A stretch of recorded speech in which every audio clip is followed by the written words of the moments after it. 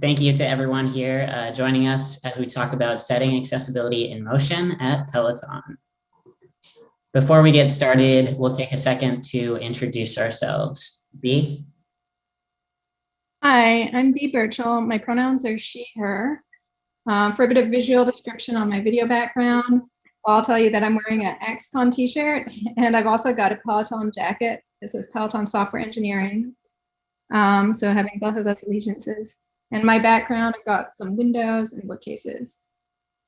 I'm an engineering manager at Peloton. I've led some accessibility initiatives at Peloton, including in web accessibility and a bike initiative we'll be telling you about today. Currently, we have a product accessibility group at Peloton where I'm the engineering lead, and which means I get to work with Oliver. Thanks, B. I'm Oliver. My pronouns are he and him. I'm a young white man with a beard and earrings. I'm wearing green today for St. Patty's Day. And behind me is a virtual background up in the Berkshires, a lake house that is near and dear to me. At Peloton, I'm a product manager leading accessibility and inclusion.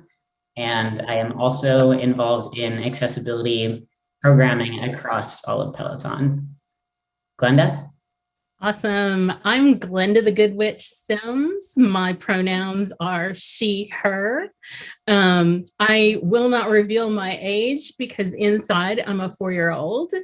And I'm coming to you from Austin, Texas. And in my background, I have interesting Easter eggs, including a rainbow catacorn. I'm the team accessibility lead at DQ, and I have had the great honor of working with Peloton on some of these beautiful accessibility projects. So excited to have you here. For today's talk, we have a couple of main takeaways that you'll see throughout our presentation. The first is involving people with disabilities has a large positive impact. Secondly, designing equivalent experience requires creativity, especially when there's a ton of visual data. Inclusive design and retrofitting can coexist is our final point. So before we jump into things, what is Peloton? So you'll see on the left side, there's a woman taking a class on her Peloton bike. On the top right, there's a person taking a digital class outside on their phone. They're looking at running classes outside. And on the bottom, there's a person taking a Peloton class on a treadmill. Peloton is a connected fitness product. So what we're talking about there, that connection looks like a lot of different things. We have media, we have amazing world-class instructors, and Glenda might speak to one of her favorites. These instructors are near and dear to people who exercise on Peloton, as well as the community that connected fitness brings. You don't just get the metrics, you don't just get your performance over time. You're able to see, you're able to take classes with all of your friends, you're able to see your output change over time, and really connect with the fitness experience from your home in a way that wasn't available to people before. So that looks like hardware in our bikes and our treadmills. That looks like software that runs on those equipment. It's also our digital app. We have TV programming. And then there's the communities that form out of Peloton too that are very special. So for today's talk, we're going to focus mostly on the screen reader for our connected fitness equipment, the tread and the bike.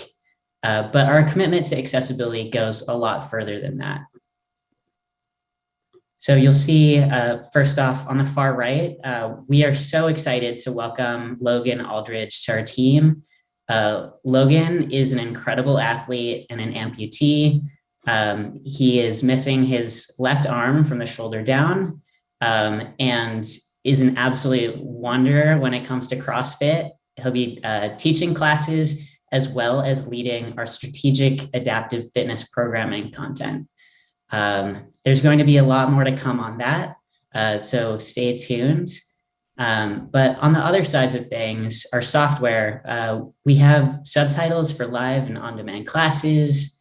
Our Bike Plus offers an automatic resistance follow. So for people who have motor dexterity limitations with their hands, or who just like to keep their hands off as they ride, this tracks with the instructor's guidance. And so as the instructor says, turn your resistance up or turn your resistance down, this will do that for you.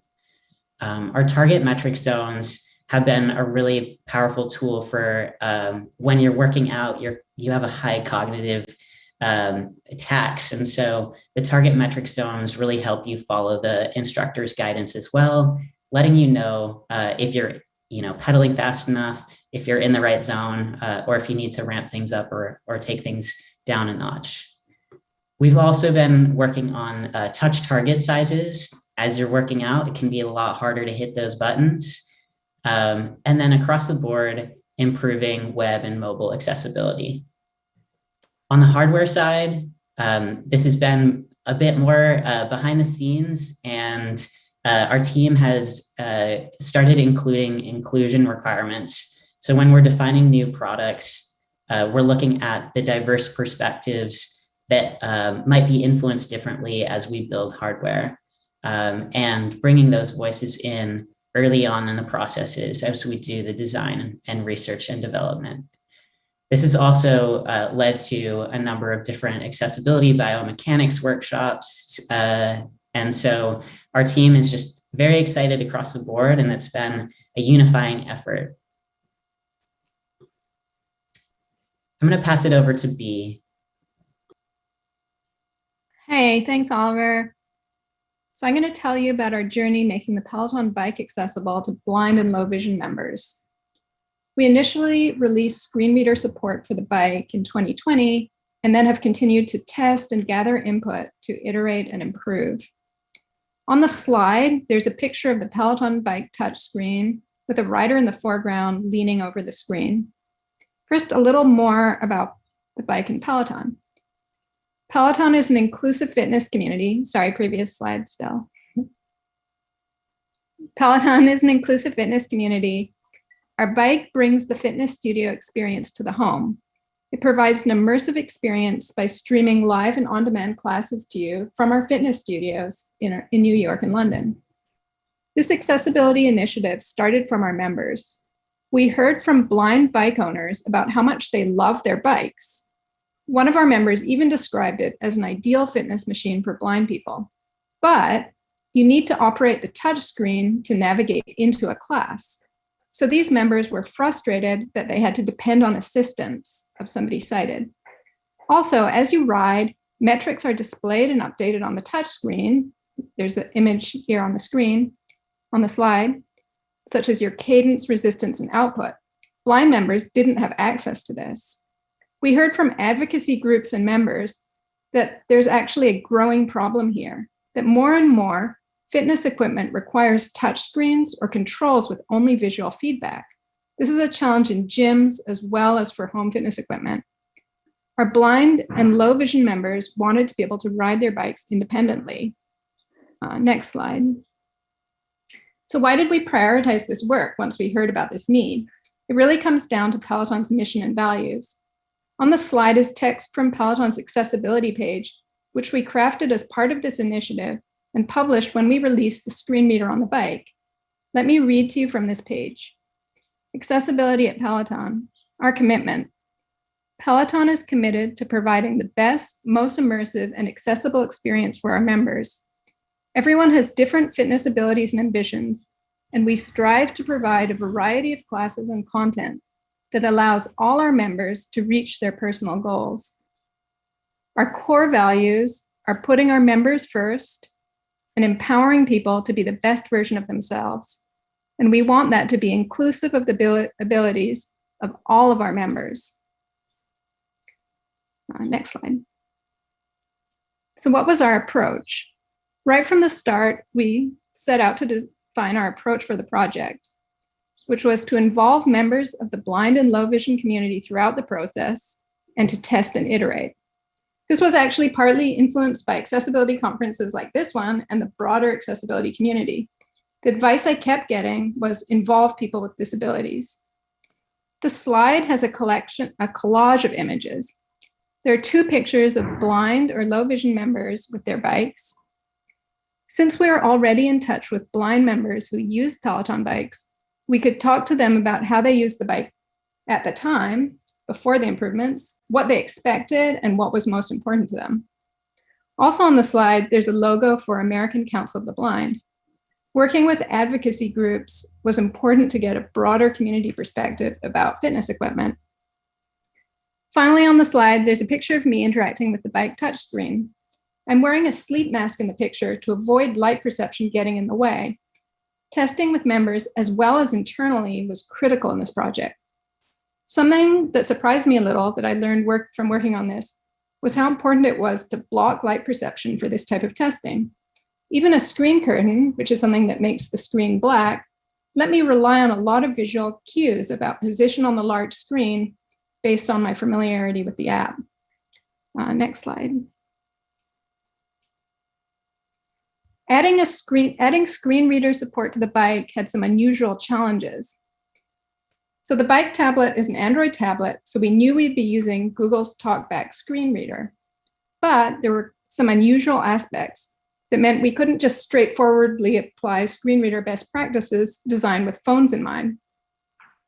First of all, you're using this tablet while exercising, which means there's a cognitive load from your brain focused on working out, as well as competing inputs, such as from the instructor, music, and your metrics. Another unusual aspect is the bike has a very large touch screen. This can make it unwieldy or harder to find things by swiping. Finally, it's a dedicated tablet. The bike tablet isn't on a phone, for example, where the user already uses it with a screen reader and has expectations of how the screen reader will work with that device. For instance, if a user usually used VoiceOver with an iPhone, they might not even be familiar with Android's TalkBack at all. Next slide. With all the community input and challenges, we had to carefully define goals to narrow down scope for this project. We defined scope of the project with Peloton members and American Council of the Blind. We decided to focus on bike initially. We realized the tread would have additional complexity due to safety requirements. Oliver is actually going to be telling you more about that in a moment. Our product goal was to let members use key features independently. Key features were determined from community input, and these included the ability to turn on TalkBack independently, the ability to browse and select a class, the ability to take a class, and the ability to check your metrics. And our process goal was to ensure that we had good feedback loops with the community. Next slide.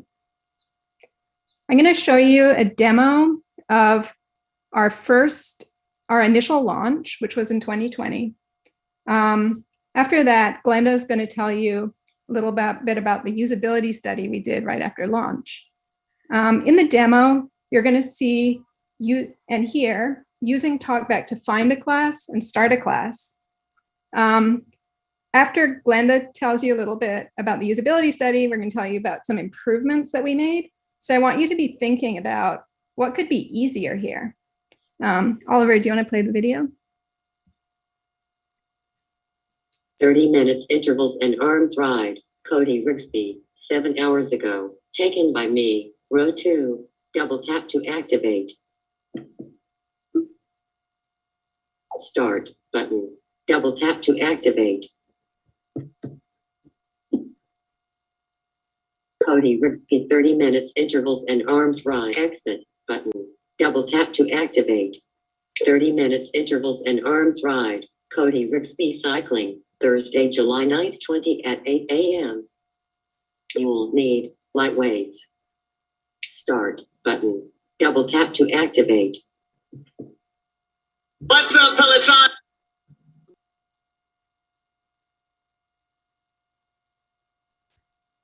Awesome.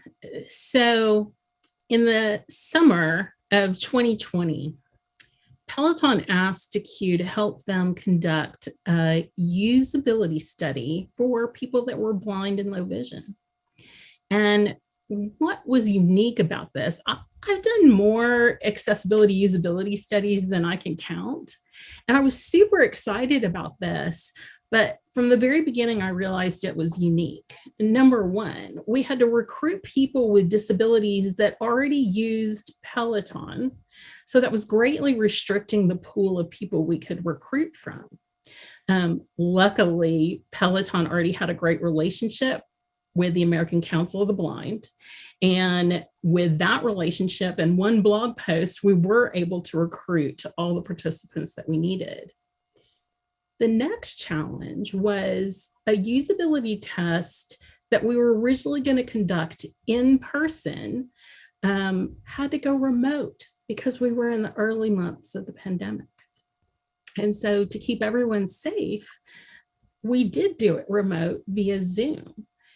It's a little bit challenging for me as the facilitator to help a person on the other end position their camera so that I can see them for the interview portion, but then reposition the camera so that I can watch them interact with the bike, especially if that person might have no light perception. But we figured it out. And if you want really detailed hints, I've got some. That remote testing challenge was a lot of fun. It also gave us an opportunity to record all of the sessions. And you heard earlier, and maybe you, like me, picked this up. Okay, there's cognitive load when you exercise. I didn't get how significant the cognitive load was. It's huge. And so trying to make sure that it's a good user experience with little to no friction is incredibly important.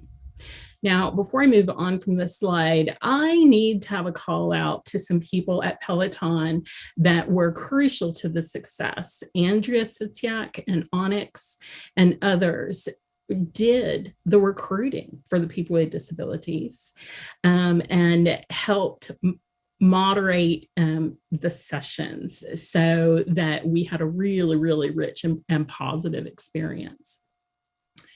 Let me go to the next slide.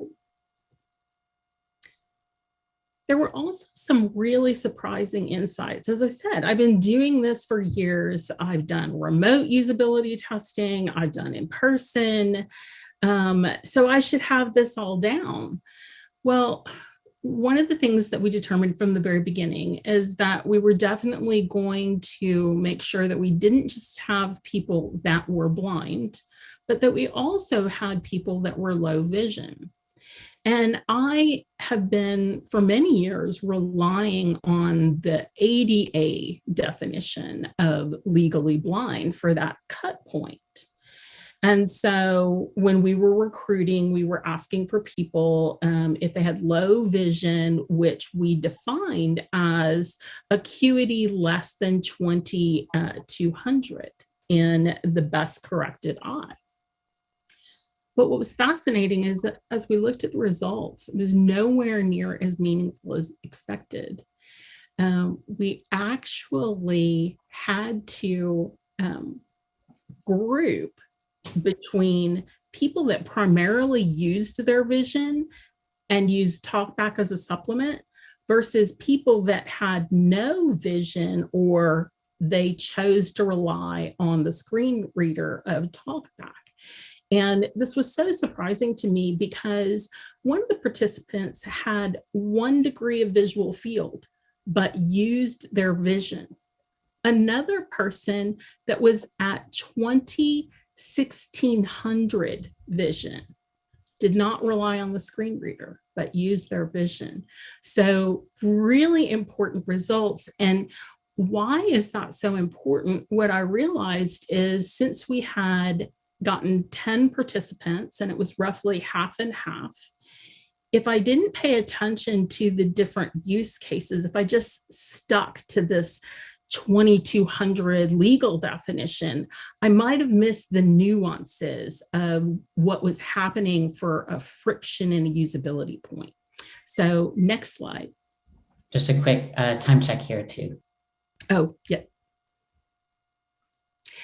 Accessibility usability heat map. I just want to tell you that this is a quick focused look at how I score tasks. And while we did 12 tasks, there were 3 tasks that I want you to focus on here. Take a class. In starting a class, you saw B show you that. Check metrics to understand the cadence and the how hard you're pedaling and your output, both the experimental and the basic. And then we score these as we observe, where the lowest score is, it's like golf. 0 means 0 difficulty, 1 minor problems, 2 medium, and 3 point of failure. The only purpose to this heat map, which you can review at a later time, is that if I had just looked at overall usability, I would have found that taking a class was a 0.6, which is not bad, because remember, 1 is just minor. But if I looked at it, the people that were blind had a score of 1 problem of frustration, whereas the low vision had 0.33. And so this allowed us to find those subtle friction points for different user types. The same was true in that B had provided experimental metrics for checking how fast and hard you're pedaling. And we were able to see, was this working or not? Handing it back over to you. Thanks, Glenda. This usability study kind of brought the project to life for me in a way. And we got to see both how much our blind members valued the work, and we also found pain points and room for improvement. So I want to tell you about some improvements we made based on what we learned from the study. I'm going to focus on 2 areas: starting a class and reading your metrics during a class. Next slide. So the first example is about starting a class. When I showed the demo video earlier, starting a class, you might have noticed it took quite a few swipe stops. On the slide, there's a picture showing a screen on the bike that you encountered just before starting the class. There's information about a class and a start button. The green talkback focus indicator is around the class title and instructor. Below that, there's information about equipment needed. Then below that, there's a large red start button. In our initial implementation, we used a logical swipe order, which we took to mean top to bottom, left to right, and all the information perceivable to the visual user could be reached by the talkback user. This follows standard screen reader best practices and would be a great approach if this screen was on a phone, for example, and not encountered as part of exercising.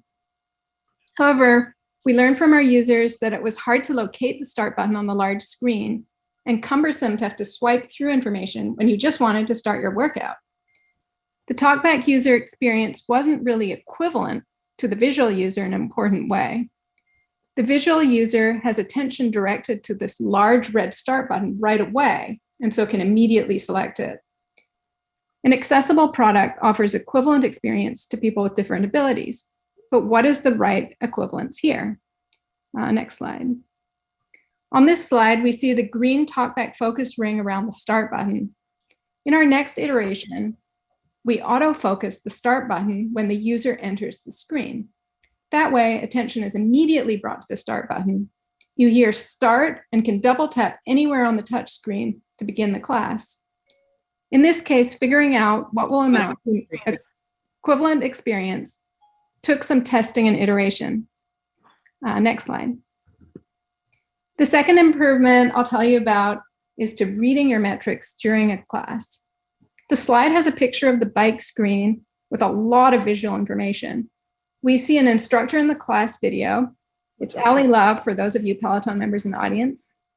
There's also a lot of other visual information, including a row of metrics along the bottom of the screen telling you about your cadence, output, and resistance.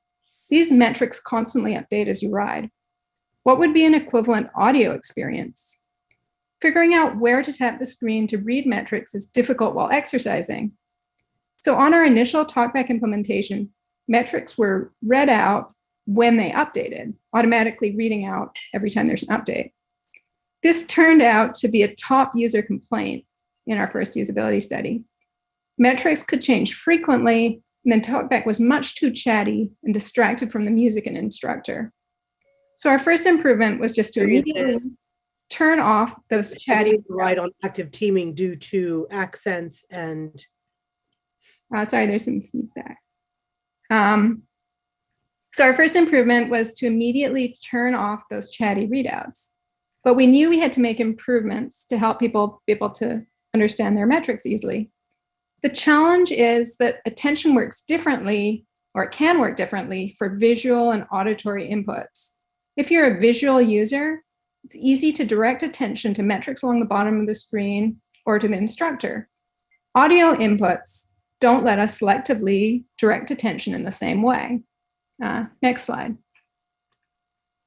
So thinking about what's important for the visual user, a visual user can easily read metrics when they're interested. They can also ignore metrics, and they also have the ability to collapse or hide the metrics altogether. So the solution we designed, and Glenda and I collaborated on this solution, drawing on the usability study, is to develop a metrics auto read feature. The user hears metrics automatically read out at 90-second intervals. They can also tap to hear metrics if they want to otherwise, and they can also collapse or hide the metrics auto read.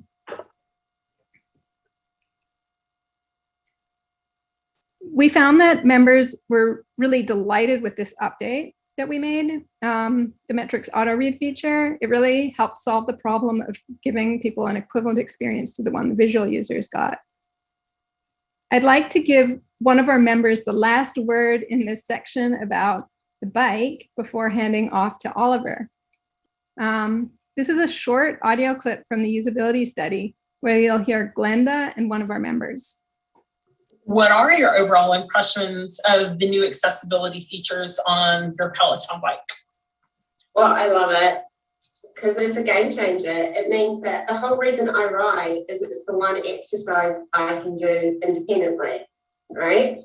And now I can even set up my ride independently. So it's huge.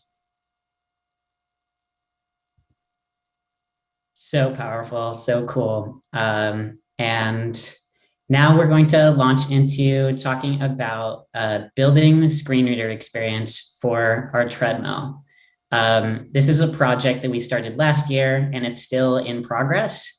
And you're actually one of the first people to hear about it. I think this is the first time we're talking about this project publicly.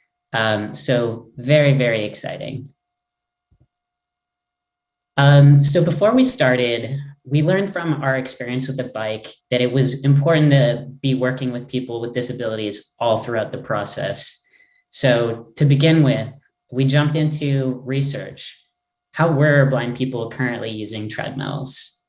And what we found was, while blind people do use treadmills very frequently as an exercise tool, there's no treadmill on the market that can talk to people as they're using it. There were users who we talked to who were reporting having to memorize every single time they hit the speed or the incline buttons just to know how fast they're going. There was one user who had talked about finding a treadmill where they could punch in the values and how fast they wanted to go, but they still were having frustration with coming back to understanding, wait, did I punch in, 4 miles per hour, 10 minutes ago? Because folks are going through so much cognitive load. We heard about people finding workarounds and then eventually getting frustrated with how much cognitive tax was on them as they were working out, and eventually giving up on using their treadmills. Another point of frustration was a lot of the treadmills today have metrics and programming that's entirely visual. So those programming and the metrics that were available to people were completely inaccessible. Folks were having to use workarounds, using different sorts of wearables to tell what their heart rate might be, to estimate how long they've been working out, and to follow along their progress. Another thing that we talked about, we described our hardware today, and we described the sighted person's experience and the knobs that someone turns to adjust the speed and adjust the incline and the general layout of both the tread as you're standing on it and the screen. And then we just listened. We asked people what their expectations would be for that experience. And one of the top things that people reported was the importance of having meaningful auditory feedback as the speed and incline changes. One thing that they did call out was what Bea had mentioned, that information overload. They didn't want to hear about every single speed change, but they did want to have tactile feedback. So they were hoping to have, as you turn a knob, little increments that they could feel as they change the speed, which is a little tricky when your hardware doesn't actually have that. So that was one thing that we kind of tucked away. Also, instructors are constantly calling out the target metric zones that they want people to be in classes. So naturally, people we talked to wanted to have that information available to them so that they could be sure that they were in the ranges that the instructors were calling out. Essentially, again, coming back to that equivalent experience, people wanted the same level of access to on-screen information and interactions that anyone else had. Another thing that came up was that it can be really hard to hear what's going on during a class. So when they were thinking about the talkback interactions they might have, or any sort of speed or incline changes, they wanted to make sure that they were perceptible. And they noted that on our bike experience, sometimes it can be hard to hear things read out while they're in class. So with all this information, we asked this question, can we just turn talkback on? And Kimberly McCarty, who's one of our software engineers, had this amazing quote: "Talkback is a screen reader, and our treadmill is more than just a screen." So while we found that the navigation was usable, everything getting into the class, even in class, was very close to operational, the hardware itself and the systems changes as someone cranks up the incline or speed, we weren't able to deliver reliable and perceptible speed and incline changes and alerts. One of our core safety metrics for evaluating the tread for both sighted and people who are blind and low vision folks was that as someone changes the speed, as someone changes the incline, we flash that information on screen. That needs to be top of mind for people as they're making these changes, because when you're biking, you can stop your feet and the pedals stop. But on the treadmill, the motor actually keeps going. So there were important safety alerts that we wanted to make sure were constantly available to people. The other thing is, when you're working out on a treadmill, you not only have your own exertion, you're breathing hard, your music, your instructors, you also have the foot strikes, you have the motor, which is pretty loud. So you're in a lot more noise competition to get people's attention. We also found limitations in talkback in making sure that really important announcements weren't interrupted midway. Again, talkback is a screen reader, and it's told to jump focus to whatever someone might be touching on screen, even if there is a more important safety alert that might need to take priority. So at the end of the day, we wanted to build an equivalent experience and balance that entertainment aspect with perceptible feedback and safety alerts. The challenge was condensing how much information we had into a single accessibility audio stream that plays nicely with everything else. So we looked to this model that has nothing to do with treadmills, the car infotainment system. There's a picture here of someone driving, they're interacting with their GPS or something on the dashboard. They're seeing all of these different visual cues about other cars around them, how fast they're going, different danger that presents themselves. that might present itself. And so we modeled things after when you're driving a car, you want to listen to music. You might want your GPS to interrupt that music. But then if you're drifting off into a lane, you really want to have that safety alert that blares over the GPS. And so we established this hierarchy of announcements. The most important things like if your safety key that is attached to your belt pulls out of the treadmill because you've drifted back too far, that's the most important thing. That's far more important than the speed changes that might happen, and then more important than auto metrics readouts. The other thing we learned was how important and how helpful chimes and different noises can be to really quickly draw attention and minimize entertainment interruption.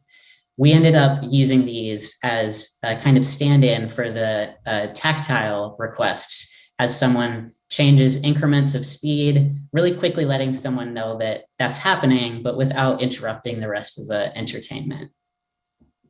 Finally, using audio ducking, and we actually dove into interesting human factors research about the desirable amount of audio ducking so you don't startle a user into hurting themselves, but you're also perceptible enough.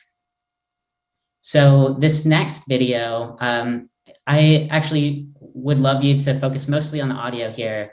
This was our initial proof of concept to make sure that the audio chimes were going to be sufficient to guide someone through using all of the different hardware interactions. So this isn't a complete video of all of the different interactions that are possible, and it's not the final thing, but it was what we used to validate our approach. So Haley's going to demonstrate changing the speed, which is done by the knobs on the right side of the treadmill. You'll hear a different chime whether the speed is going up or down. You'll also get an announcement if you pass an increment of 2 miles an hour. 2.0 miles per hour. Or if you let the speed settle for 1.5 seconds, you'll get an announcement of that speed. Speed 2.7 miles per hour. You also get a chime and an announcement if the belt stops. So whether that's the stop button or turning the knob all the way down. Stop and tread. So that was our proof of concept, and Patrick, who works at DeQ and who is a blind accessibility expert, was one of the people that we evaluated that with to validate our approach. And he has been working with us, our whole developing team, to validate this approach. You realize you're going to spoil me. You also do realize this is revolutionary, right? I know of no treadmill that can do that. I did look around about 4 or 5 years ago when I was buying a treadmill. I was like, is there any way this thing could talk to me? And no, everyone said no. And I think the other thing is, just adding the audio to the controls for a blind person, that is revolutionary in itself. But you just now reminded me, not only did we get that, but we got the Peloton training experience added onto it. So it's like a double revolutionary thing. Not only do you just get a treadmill that I can operate the controls and know how fast I'm going, I'm getting one that allows me to be included in their classes. So that's really good. If you realize you're going to... B, you want to take it from here? Great. Thanks so much, Oliver. That was great. Yeah, so wrapping up, I want to highlight 3 key takeaways we want you to have from this talk.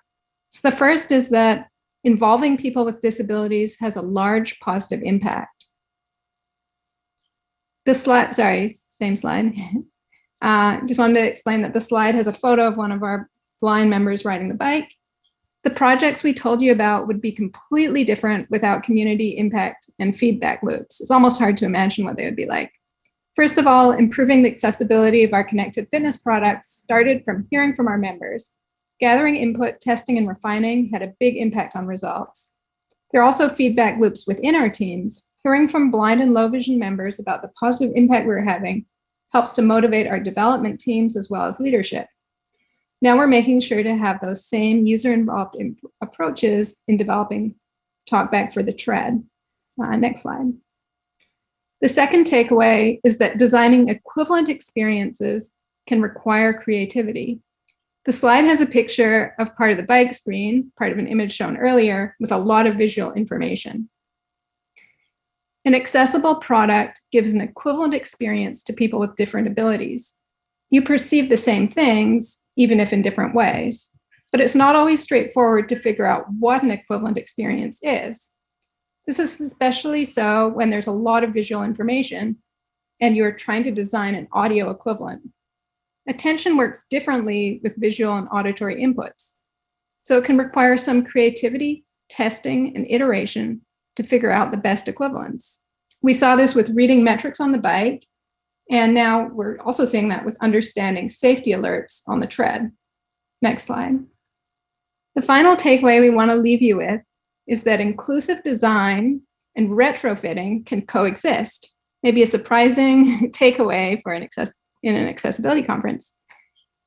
An inclusive approach is about involving people with disabilities and incorporating more perspectives to make your product accessible, and typically goes hand in hand with iterating and testing as you gather feedback from the people with disabilities along the way.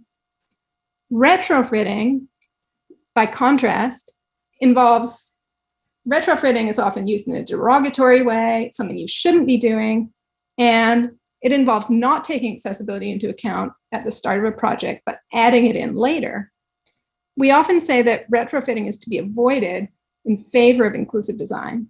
We should bake accessibility in, not add it on later. I completely agree and often say this myself. However, in reality, many accessibility efforts do involve making products accessible after the fact. I hope the stories we've shared today make you excited to bring an inclusive design approach to your accessibility initiatives, whatever stage your products are in their accessibility journey.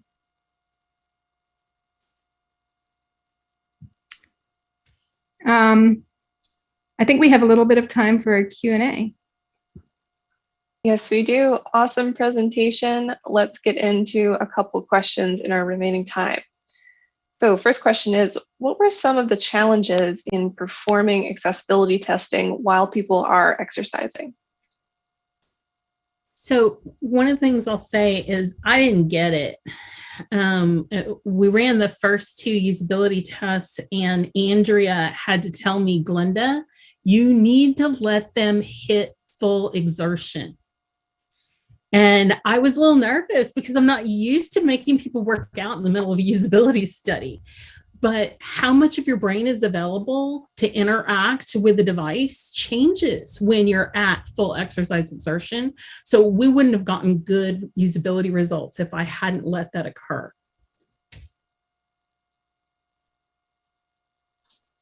Absolutely. Thank you, Glenda. Next question is about process. So what's your process for making additional accessibility feedback, managing accessibility feedback and ongoing user touch points? How do you decide what to prioritize? That's a great question. And it's something I think we're constantly asking ourselves too. So we tend to look at things based off of the degree of impact to users. And I think B outlined some of the core user flows. So starting a class, exiting a class, some of the browsing for a class. There are areas that are core to our user experiences. And so we weigh both how impactful this is to being able to participate fully in a class, and then also just how critical it is to the user experience. Can someone, is it just annoying, or is it absolutely like a blocker for someone to participate? And we have gotten really great feedback via some of like our accessibility email that has pointed us, and like we have developers and QA folks who point us directly to bugs that might happen that we jump on immediately because they are critical. There are other things as well. Like we ran a more experiential based study last summer with Glenda's help. And that was not about usability at its core. It was about inclusion. It was about, we did this among a number of different cohorts, but one of the groups was with blind and low vision users, and really wanted to see, like, from end to end, participating in both the exercise and the community, all sorts of different features. Were people feeling like they belonged in that experience? What could we do to improve upon that? Wonderful, thank you. I think we have time for one more question here. This is from Kimmy. They write, thinking of the customized settings for screen reader users, have you considered adding settings for specifics like metrics and detailed info for, excuse me, for the classes? That's a great question. It is something that we've talked about.